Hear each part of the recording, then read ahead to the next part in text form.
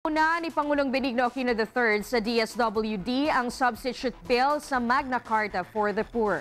May hataw na balita si Rosalie Coz.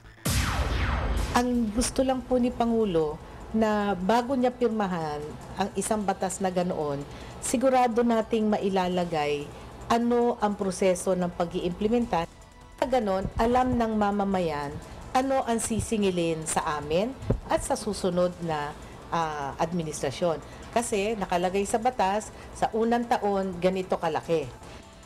Ito ang ipinahayag ng Department of Social Welfare and Development sa gagawing substitute bill matapos na i-veto ng Pangulo ang Magna Carta for the Poor. Ayon sa DSWD, bahagi rin ng magiging mga probisyon ng nabanggit na substitute law ang progressive implementation na isasaad kung magkano at saan manggagaling ang pondong gagamitin.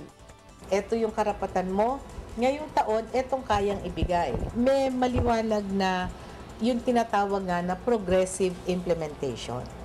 Sa 2015, tatayahin din kung naabot ba ng Administrasyong Aquino ang target nitong pababain ng kalahati ang 26% may hirap sa bansa.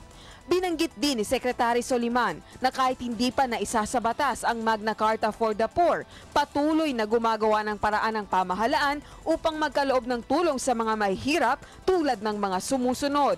Pagsiguro na mananatili ang mga bata sa paaralan, pagkakaloob sa kanila ng librong magagamit sa pag-aaral, pagpapagawa ng mga classroom, pagpapalawig ng PhilHealth membership sa mahihirap na kababayan, reformang agraryo at pagdaragdag ng trabaho.